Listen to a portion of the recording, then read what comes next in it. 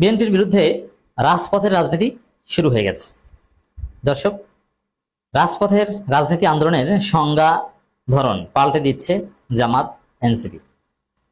দর্শক, জামাত এনসিপি রাজপথে নামবে দুইটা বিষয়, স্থানীয় সরকার নির্বাচনের দাবিতে এবং জুলাই সনদ বাস্তবায়নের দাবিতে। এটা অনিবার্য। কিন্তু জামাত এনসিপি যেটা চায়, জনগণ যেটা চায়, এটা জনগণের দাবি। এটা শুধু দুইটা রাজনৈতিক দলের দাবি নয়, এটা 70% মানুষের দাবি। বিএনপিরও একটা বিরাট অংশের দাবি, কিন্তু অনেকে মুখ ফুটে বলতে পারছে না অথবা বুঝতে পারছে না। তো দর্শক, জুলাই সনদ এটা বিএনপিরও প্রতিশ্রুতি ছিল। অতএব আমরা ধরে নিতে চাই বিএনপিও চায়, কিন্তু বিএনপি ভারতের খপ্পরে পড়ে অথবা বিএনপি ভারতপন্থীদের চাপে পড়ে শিলং সালাউদ্দিনের ট্রেনিং এর কারণে তারেক রহমান পাচ্ছেন না। কারণ তারেক রহমান নিজেও তো গণভোটে হায়ের পক্ষে বলেছেন।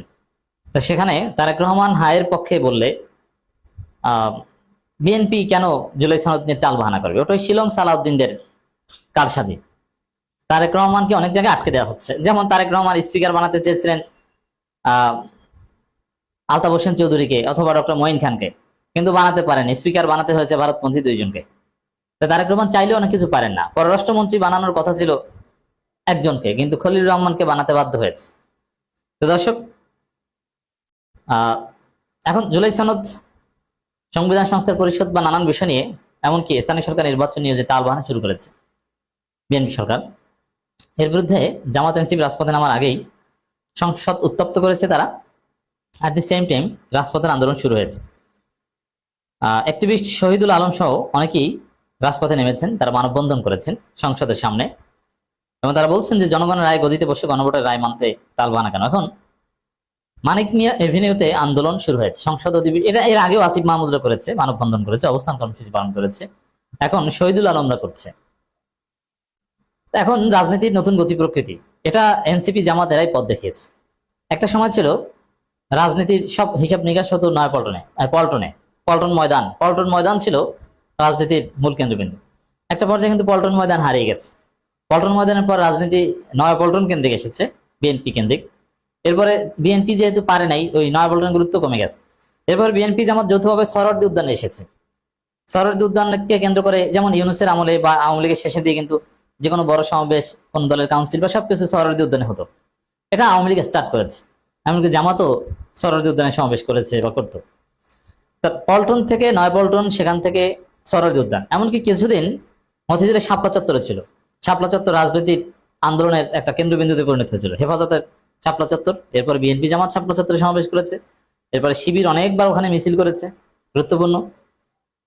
তো শাপলা চত্বর কেন্দ্রিক রাজনীতি কিছুদিন জমজমাট ছিল, যে সবার দৃষ্টি থাকতো শাপলা চত্বরে দিয়ে, বড় কিছু ঘটলেই আসেন শাপলা চত্বরে আসে, মতিঝিলের শাপলা চত্বর। তো দর্শক, অবশ্যই সবচেয়ে ভালো সরোয়ার্দী উদ্যানে আসা। এর মধ্যে আবার শাহবাগের গুরুত্ব বেড়ে গেছে। বিশেষ করে 24-এর আন্দোলনের অন্যতম কেন্দ্রবিন্দু ছিল শাহবাগ। ওসমান হাদিরা, আওয়ামী লীগ নিষিদ্ধ আন্দোলন, নানান কিছু শাহবাগ কেন্দ্রিক হতো। শাহবাগ, যমুনা এই কেন্দ্রিক। এরকম রাজনীতি এক জায়গা থেকে আরেক জায়গায় শিফট করছে। এটা রাজনীতির ধরন পরিবর্তন। এখন মনে হচ্ছে যে জামাত এনসিপি যা করবে এবং জনগণ যা করবে, এটা পল্টন ময়দান কিংবা নয়াপল্টন কিংবা মতিঝিলের শাপলা চত্বর কিংবা সরোয়ার্দী উদ্যান নয়, এমনকি শাহবাগও নয়। এটা হবে মানিক মিয়া এভিনিউ কেন্দ্রিক, সংসদ ভবন কেন্দ্রিক। মানববন্ধন, বড় কোনো বিক্ষোভ মিছিল, এগুলো যা করা দরকার এটা মানিক মিয়া এভিনিউতে হবে এবং জনগণ যারা রাজপথে নামবে, যা করা দরকার ওই এলাকায় করবে। অবশ্যই এখানে কিছু লিমিটেশন আছে, কিন্তু অনিবার্যভাবে হয়ে আসছে। এবং একটা পর্যায়ে আসবে যখন আন্দোলন জোরাল হবে, এই সংসদ ঘেরাও করো এবং সংসদ সদস্যরা যখন গাড়ি নিয়ে বের হবে তাদের গাড়ি থামিয়ে দাও। তো এইভাবে আন্দোলনকে কিছুটা সহজ করা হবে। তবে এখানে কিছু দুর্বলতা আছে, কিছু ভালো দিক আছে। যেমন এই আন্দোলন সফল হওয়ার চান্স বেশি, কারণ জনগণ যদি একত্রিত হয়ে যায়, বড় কোনো জনস্রোত যদি শুরু হয়ে যায়, তাহলে জনগণ সংসদের ভিতরে ঢুকে পড়তে পারে, ন্যাম ভবনের ভিতরে ঢুকে পড়তে পারে এবং সহজে এমপিরা জয় বাংলা হয়ে যেতে পারে, এরকম একটা ভয় থাকবে। যার ফলে দাবি দেওয়া খুব সহজে মানার একটা উদ্যোগ থাকবে। এবং সংসদ ভবনে ঢুকে পড়া, ন্যাম ভবনে ঢুকে পড়া, তার চাইতে বড় বিষয় হচ্ছে যে এমপিদের সহজে গাড়ি আটকে দেয়া, সংসদ অধিবেশন স্থগিত করে দেয়া, সংসদ অধিবেশন চলাকালীন সময় সংসদে ঢিল মারা, এরকম আরো নানান কিছু ঘটতে পারে। তো এটা একটা উপকারিতা, ভালো দিক, যে সংসদ সদস্যরা একটা চাপ ফিল করবেন এবং সহজে জনগণের দাবি মানবেন। মানিক মিয়া এভিনিউ কেন্দ্রিক রাজনীতি। আরেকটা হচ্ছে যে এই মানিক মিয়া এভিনিউ যে এলাকাটায় মানববন্ধন হচ্ছে বা মিছিল বা আপনারা দেখছেন, এটা বড় কোনো সমাবেশ করার জন্য খুব চমৎকার জায়গা। অবশ্য মানিক মিয়া এভিনিউতে রাজনীতি নিয়ে এসেছেন ইউনূস নিজেই, ইউনূস সরকার। এখানে জুলাই সনদ সাইন হয়েছে, জুলাই ঘোষণাপত্র সাইন হয়েছে, এগুলো সব কিন্তু এই মানিক মিয়া এভিনিউতে। এমনকি মন্ত্রী শপথ অনুষ্ঠান, মন্ত্রী পরিষদের শপথ অনুষ্ঠান গণভবনে না হয়ে, বঙ্গভবনে না হয়ে এই মানিক মিয়া এভিনিউতে হয়েছে। এটা একটা তাৎপর্য অলরেডি তৈরি হয়েছে। এখানে বড় শহীদ ওসমান হাদির জানাজা, খালেদা জিয়ার জানাজা দ্যাটস এখানে অনুষ্ঠিত হয়েছে। তবে এখানে ছোট মানববন্ধন বা বড় কোনো কর্মসূচি ছাড়া করাটা একটু টাফ, কারণ সরু রাস্তায় যদি করা হয় তাহলে এমনিতেই প্রচুর মানুষ হাঁটে চলে, তখন আন্দোলন আন্দোলন একটা ভাব দেখা যায় যে প্রচুর মানুষ আন্দোলন করছে, সাধারণ মানুষ তাকিয়ে তাকিয়ে দেখে, অটোমেটিক্যালি একটা কাভারেজ পায়, জনগণের একটা এনগেজমেন্ট হয়ে যায়। কিন্তু মানিক মিয়া এভিনিউ অনেকটা জনমানব শূন্য, সেখানে কোনো আবাসিক এলাকা আশেপাশে নাই, এবং ওখানে কিন্তু নর্মালি যানজট তেমন থাকে না, এবং মানুষজন খুব কম থাকে, কিছু দর্শনার্থী থাকে, আশেপাশে কোনো বাড়িঘর নেই, যার ফলে জনগণের সম্পৃক্ততা হওয়া অটোমেটিক্যালি এটা কঠিন। এবং ছবি তুললে স্পষ্ট বোঝা যায় এক জনমানবহীন একটা এলাকায় বসে কিছু লোক আন্দোলন করছে, কিন্তু পল্টন, নয়াপল্টন, মতিঝিল, শাহবাগ দেখা যায় অল্প কিছু লোক দাঁড়ালেও মনে হয় যেন হাজার হাজার লোক, এমনিতেই তো লোকজন আছে।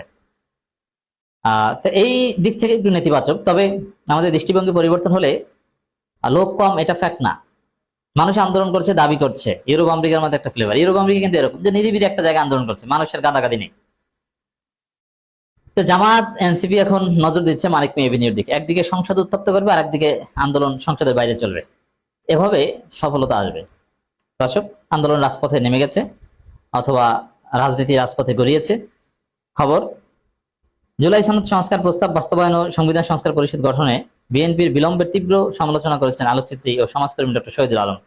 জনগণ রায় মেনে ক্ষমতা এলেও গণভোটের রায় মানতে বিএনপি অনীহা কেন, এই প্রশ্ন তোলেন তিনি। জাতীয় সংসদ ভবনের সামনে মানিক মিয়া এভিনিউতে গণভোট বাস্তবায়নে নাগরিক ফোরামের আয়োজিত মানববন্ধনে বক্তব্য দেন ডক্টর শহীদুল আলম। এর মানে এই নাগরিক ফোরাম রাজপথে নেমেছে, এর আগে এনসিপি নেমেছে, জামাতও বিক্ষোভ মিছিল করেছে, এবং সরাসরি বিএনপির বিরুদ্ধে, বিএনপির টাল বাহানোর বিরুদ্ধে এই নাগরিক ফোরামের শহীদুল আলমদের যে মানববন্ধন, এটা অত্যন্ত সিগনিফিকেন্ট। সামনে আমরা উত্তপ্ত এবং জোরালো আন্দোলন দেখবো, এবং খুব সহজে আন্দোলন সফল হবে বলে মনে করি, নইলে সংসদ টংসদ জনগণ আবার দখল করে নিতে পারে।